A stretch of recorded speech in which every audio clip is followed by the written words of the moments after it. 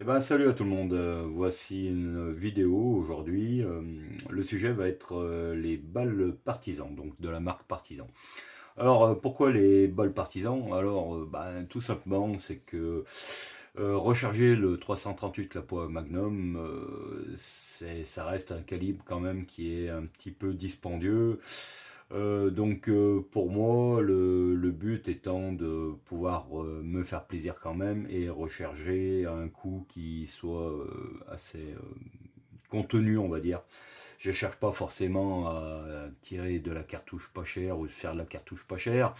Néanmoins, j'essaie quand même de pouvoir tirer quelque chose qui me coûte pas non plus les yeux de la tête, hein.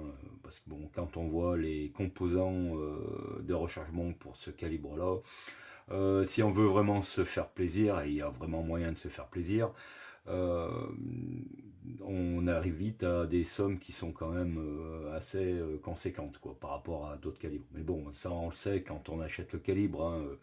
Lorsque j'ai acheté la carabine, je savais déjà, j'avais fait un petit peu euh, des calculs, de savoir combien ça allait me coûter pour tirer avec ce calibre. Donc je savais à quoi je m'attendais. C'est pas la question. Néanmoins, bon, on peut toujours essayer de diminuer les coûts. Donc déjà, j'utilise des étuis de la marque Partisan, hein. Évidemment, c'est pas les meilleurs étuis comparé à du Lapois, comparé à d'autres marques, du Peterson et compagnie, enfin des étuis qui sont hyper réputés. Euh, les étuis Partisans font le job, c'est pas non plus la folie, hein.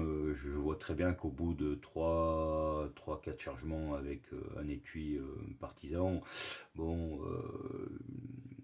comment s'appelle, le déverrouillage est un peu plus dur qu'avec des étuis d'une marque un petit peu plus qualitatif. Mais néanmoins, bon, en travaillant un peu l'étui, en tournant les collets, bon voilà quoi, on arrive à sortir quelque chose de correct. Jusqu'à présent, donc j'ai tiré de la poids. Bon, je vais pas revenir sur les TPM, j'y reviendrai un petit peu en fin de vidéo, puisque j'ai pas abandonné les TPM, hein, même si pour l'instant il y a eu une vidéo qui s'appelait fin de partie sur les TPM. Il me reste encore de la balle TPM, j'en ai encore une boîte et demie. Je vais pas les jeter, je vais pas non plus m'en faire des pendentifs ni des porte-clés. Il va bien falloir quand même que je les tire. Alors j'y reviendrai en fin de vidéo parce que bon, je vais essayer autre chose. Euh, pour l'instant, là, ce qui nous intéresse, c'est les partisans. Alors, donc ici, nous avons donc des partisans, ici, et là, de la Lapua 300 grains. Alors, évidemment, vous voyez une boîte bleue, non, c'est une boîte que j'ai recyclée de 300 grains à Lapua pour pouvoir mettre les partisans dedans, puisque les partisans m'ont été livrés en vrac dans un sac plastique. Dans une petite pochette plastique en vrac. Voilà, il fallait que je les mette dans quelque chose. Donc j'ai recyclé une boîte Lapois pour pouvoir les stocker. Il n'y a pas moyen de se tromper. Il n'y a pas moyen de se tromper, même si les boîtes sont identiques, il n'y a pas moyen de se tromper. Pourquoi? Eh bien déjà, on va faire la différence entre de la Lapois ici et de la Partisan. Et rien que déjà visuellement, lorsque on voit les deux balles côte à côte, alors voilà, je les mets au plus près, l'autofocus autofocant fait la mise au point. Je suis toujours avec mon téléphone portable, c'est toujours un peu le bordel, mais on y arrive. Donc là, vous voyez, il n'y a pas de problème, vous ne pouvez pas vous tromper. Pourquoi? Eh ben, la couleur, la couleur. Donc ça se voit quand même assez bien à l'image, je pense. C'est encore plus flagrant lorsqu'on le voit en réel. La partisan, voilà, la partisan. À mon avis, c'est pas que du cuivre, hein, la jaquette. C'est pas que du cuivre. À mon avis, il doit y avoir un petit peu de zinc, parce que vu la couleur, c'est pas encore du laiton, mais on tire un petit peu sur le jaune, quoi, hein, voilà. Donc je pense que maintenant, je ne suis pas dans le secret des dieux, mais au vu de la couleur des balles par rapport à la Lapua qui semble être vraiment de la jaquette 100% cuivre, On voit que au vu de la couleur de la partisan, à mon avis, dans le cuivre qu'ils utilisent pour faire leur jaquette, il y a un petit peu de zinc. Donc on commence à être sur un alliage de cuivre, donc à mon avis un peu parti sur le laiton. Donc il ne doit pas y en avoir non plus beaucoup, hein, parce qu'on n'est pas quand même non plus sur du laiton, mais je pense qu'il doit y en avoir. Si une personne qui suit mes vidéos était un peu mieux au fait, était un peu plus au fait que moi et peut confirmer ça, je serais tout à fait d'accord pour avoir un commentaire pour affirmer ou infirmer mes dires. Alors, lorsqu'on fait du rechargement, les composants, j'ai déjà dit que les composants étaient essentiels. Qu'est-ce qui nous intéresse dans une balle au niveau du rechargement? C'est la répétabilité de différents éléments. Alors, ce qui est le plus important dans une balle, c'est que dans le même lot, dans la même boîte, les balles fassent le même poids. Alors évidemment, quand je dis le même poids, on va faire quelques essais, c'est pour ça que j'ai sorti la petite balance GM Pro. Ce qui va être important à longue distance, évidemment. Ça a une moindre importance lorsqu'on fait du tir à 100 mètres, évidemment. Le poids, lorsqu'on tire à 100 mètres, le poids de la balle a un petit peu moins d'importance. Mais par contre, en tir longue distance, au-delà de 1000 mètres, là, franchement, le poids de la balle est hyper, hyper, hyper important. En plus,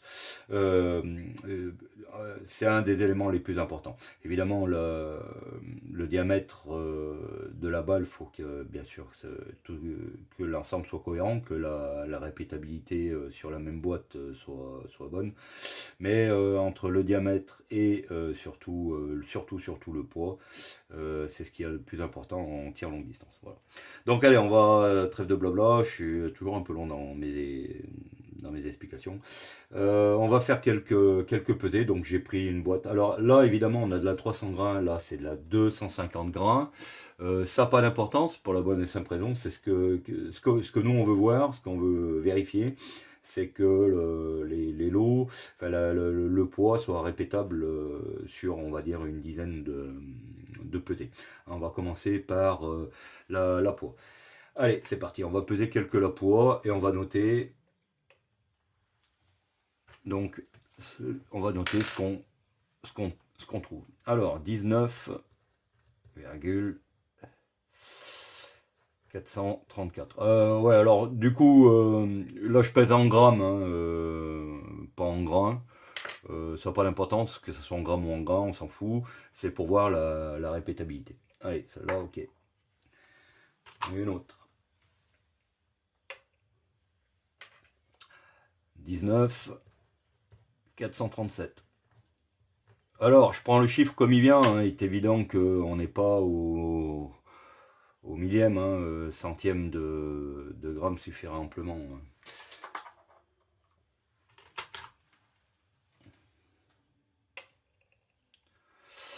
Alors, 19,431. Là, en même temps, ouais, si j'appuie sur la table en même temps que j'écris, ça fait varier la balance, c'est normal, c'est sensible. Bon, 19,431.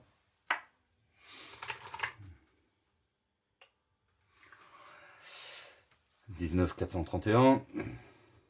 Bon.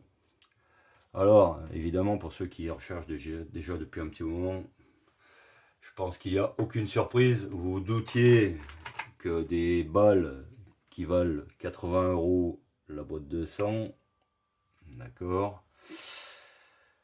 Alors, 19,443. Alors, comme je disais, des balles qui valent 80 € la boîte de 100, on se doute qu'au niveau qualité, on sera toujours meilleur que des balles qui sont vendues 44 € la boîte de 100. 19,436. Voilà. Combien j'en ai là? 3, 6. Allez, on va en faire 4 de plus.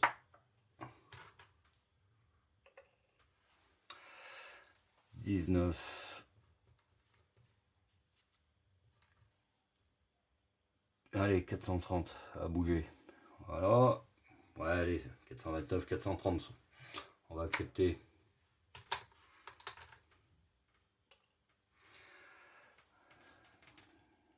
$19,443. Alors, j'en suis où? 3, 6, 8. Allez, deux autres. Comme ça, on aurait fait 10 pesées. 19,437.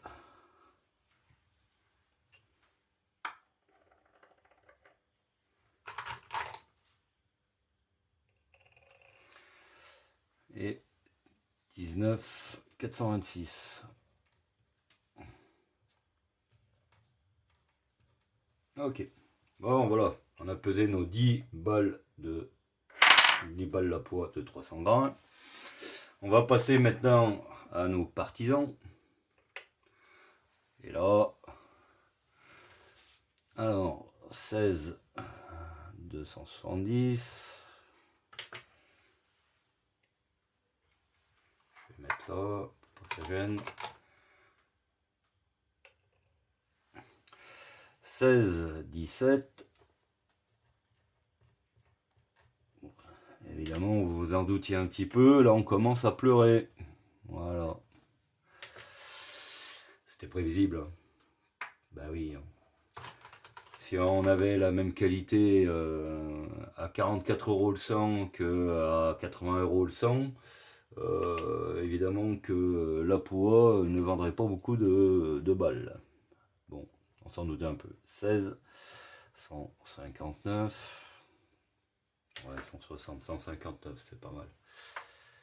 Allez. 16,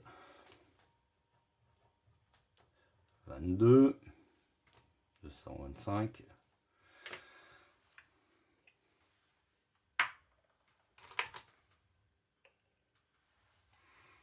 16, 20, 16, 210, 16, 210.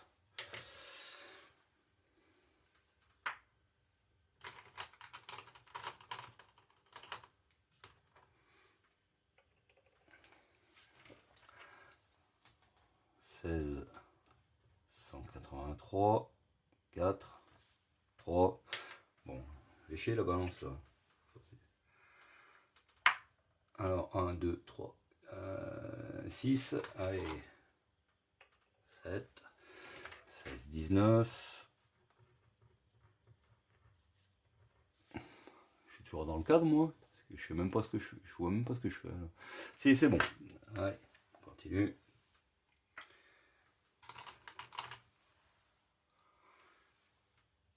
Hop, 1662.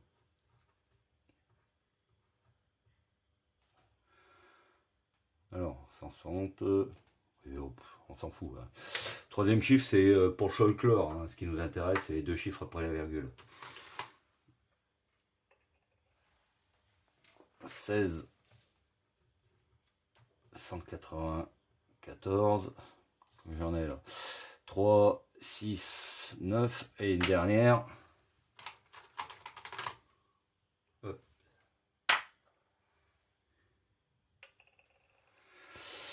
16 216. Allez, c'est pas mal. Bon. Alors, voilà. Qu'est-ce qu'on va pouvoir dire tout de suite? Bon, déjà, hormis qu'elles ont une couleur qui est pas terrible. En fait, elles sont pas très jolies, ces bols. Bon, c'est de la production low cost, hein, donc faut pas rêver. Mais franchement, elles sont pas très sexy, hein, par rapport à la poids, par rapport au TPM qui sont vraiment super belles. Elles sont pas très jolies, mais en plus, bon, vous voyez le résultat. Je vais remettre un peu plus sur la feuille de résultat. Bon, alors, bon, comme on s'y attendait un peu, la poids c'est correct, c'est carré. Hein.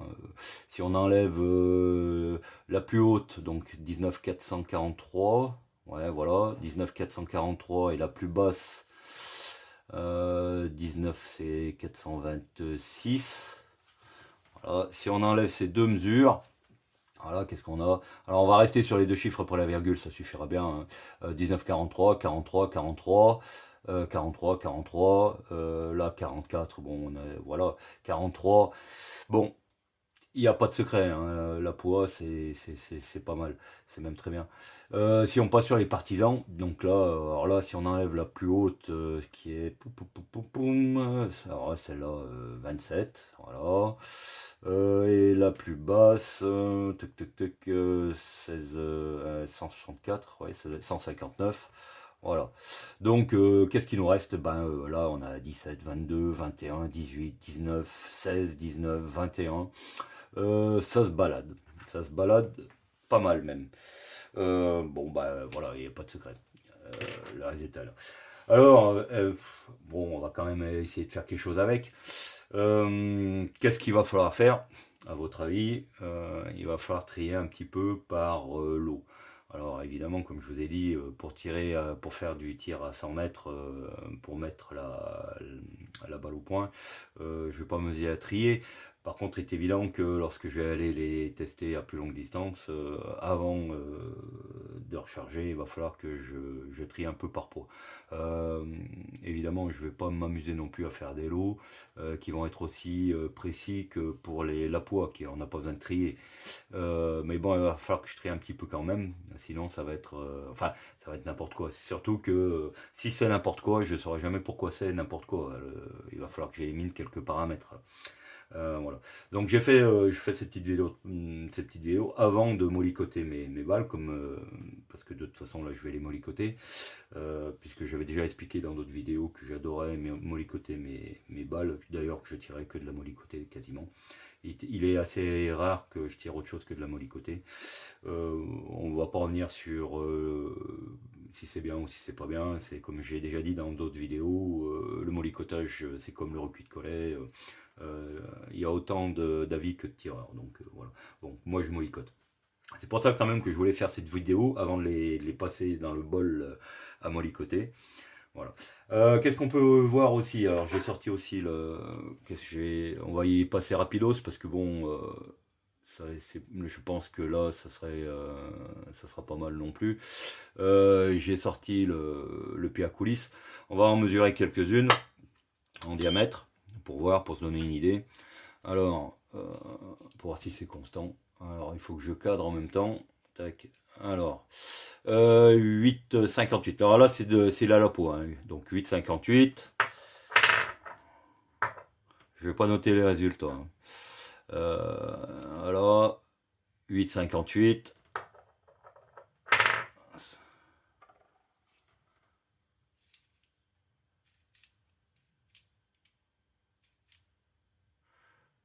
8,57. Ouais, 8,57, 8,50, ça devrait pas être mal, 8,58, oui. En même temps, mon pied à coulisses, c'est pas le pied à coulisses professionnel, hein, un pied à coulisses Lidl. Donc voilà, faut relativiser. Alors, 8,57. Ouais.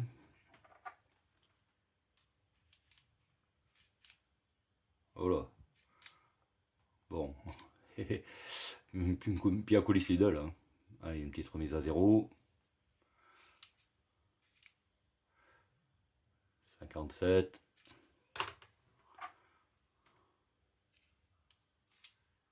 58.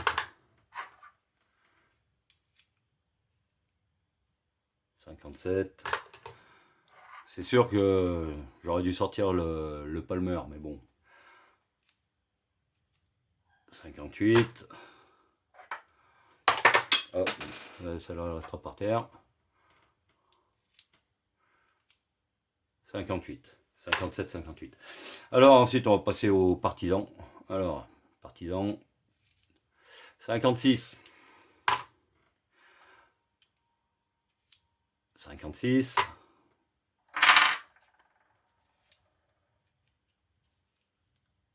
56.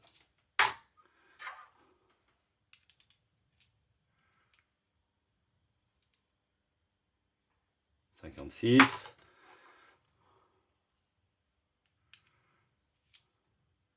55, 56, 55, 55, 55, 56. Voilà, alors, donc du coup, qu'est-ce qu'on peut dire par rapport au diamètre? Alors, qu'est-ce qu'on s'aperçoit de quoi? On s'aperçoit que les partisans sont légèrement sous-calibrés par rapport au lap-poids. Voilà, donc en moyenne, sur les lap-poids, on tourne à 8,58, qui est le calibre nominal fondrieur du 338. Là, la partisan est légèrement sous-calibrée. Bon. Mais, sous-calibré, mais ça reste constant. Il n'y a pas non plus, par rapport au poids, il y a plus de répétabilité dans le diamètre que dans le poids de la balle chez Partisan. Ce qui est pas trop mal. Alors, sous-calibré, bon, on verra si ça influe sur quelque chose ou pas. On verra aux essais. De toute façon, moi, comme je vais les mollicoter, donc je pense que je vais regagner les 2 dixièmes, pas les 2 dixièmes, les 2 centièmes, qui manquent pour arriver à 8,58. Donc voilà. Alors, bon, on verra bien ce que ça donne, ces partisans. Je vais essayer de la mettre au point. À 100 mètres d'abord, et puis on verra ce que ça donne en groupement. Alors, bon, déjà, alors, c'est censé, donc c'est ces partisans-là, donc on voit que le cul de la balle, bon, il est fermé, quoi. On voit pas le plomb apparent. C'est vendu pour de la balle match. Hein. C'est vendu pour de la balle match. Sélectionné match, donc bon. On verra bien ce que ça donne. Voilà, donc prochainement, la prochaine étape est mettre au point ces balles, puis peut voir qu'est-ce que j'en fais, si on tire avec ou si on en fait des colliers, des pendentifs et des porte-clés. Alors, quoi d'autre pour finir cette vidéo? Je voulais revenir un peu sur la 338 TPM, la monométallique. Alors, qu'est-ce que je vais continuer à faire avec cette monométallique? Il va falloir essayer d'en faire quelque chose d'abord. Et j'ai acheté de la poudre, une autre poudre, de la RS76, de la poudre suisse RS76. Et puis, on va essayer de mettre au point, on va essayer de faire quelque chose des TPM avec la RS76. Alors pourquoi la RS76? Là, je vais pas mettre le site du fabricant, mais si vous allez sur le site du fabricant, donc Reload Suisse, ils disent que dans cette RS76, ils y ont mis un agent anti-encuivrage, enfin qui diminue l'encuivrage. Voilà. Alors, pourquoi j'ai pris cette poudre? Justement parce que le problème avec la monométallique TPM, le gros problème, et c'est le problème majeur, c'est l'encuivrage. Il est là tout le souci avec ces monométalliques. Dès que, alors, canon à blanc, ça va, ça se passe pas trop mal, mais alors au bout d'une dizaine de balles, le niveau d'encuivrage est tel que voilà, c'est là que ça commence à partir en couille. D'où l'importance d'avoir un canon qui est vraiment bien jaugé. Moi, le mien est peut-être un petit peu serré, je sais pas, il faudrait que je jauge mon canon. Et pour voir si éventuellement ça pourrait aussi être un problème. Mais bon, on va essayer. Donc j'ai pris de la RS76. Déjà pour changer un peu aussi, parce que j'ai toujours rechargé avec de la Vita, de la poudre finlandaise. Donc j'ai jamais essayé la Suisse. J'ai des amis qui tirent avec la Suisse, ils en sont super contents. Pourquoi la RS76 pour le 338 alors que bon, le mieux ça serait la RS80? C'est pour éviter de me disperser dans toutes les poudres. La RS76 elle a été conçue pour la 7 mm Remington Magnum, donc la 7 Remington. Alors, je reprends la vidéo, là mon téléphone s'est arrêté, il y a un problème de mémoire. Donc je disais que la RS76 était à la base conçue pour le 7 Remington Magnum. Et comme je veux pas non plus avoir 36 poudres, voilà, donc c'est pour ça que j'ai pris celle-là. Donc prochainement, je ferai sûrement une autre vidéo de la mise au point de cette TPM 338 monométallique avec la RS76. Donc voilà. Bon bah écoutez, je vais arrêter la vidéo là. Alors partez pas tout de suite parce que je vais faire un truc que je fais pas d'habitude. Je vais éteindre la vidéo et je vais faire un petit spoil. Je vais spoiler. Putain, mais maintenant je me mets à parler comme les Jones. Je vais spoiler la prochaine vidéo où je vous ferai une présentation d'une carabine que j'ai depuis un peu plus de 2 ans maintenant. Je l'avais jamais présentée avant. Donc là je vais juste, on va aller sur la terrasse, là je vais vous faire voir la carabine. Et puis je ferai une vidéo complète, une revue complète sur cette carabine. Donc voilà, pour je sais pas si ça vous mettra l'eau à la bouche ou pas, j'en sais rien, mais bon, voilà. Allez, à tout de suite, on se retrouve sur la terrasse. Eh ben nous voilà sur la terrasse, voici la carabine que je vous présenterai donc la prochaine fois, je ferai une revue détaillée. Là c'est juste un avant-goût, j'espère qu'il y aura moins de vent, parce que là au niveau du son ça va pas être génial. Donc voilà, alors bon bah là comme vous pouvez le constater, là on est sur un full custom en calibre 7 Remington Magnum, voilà.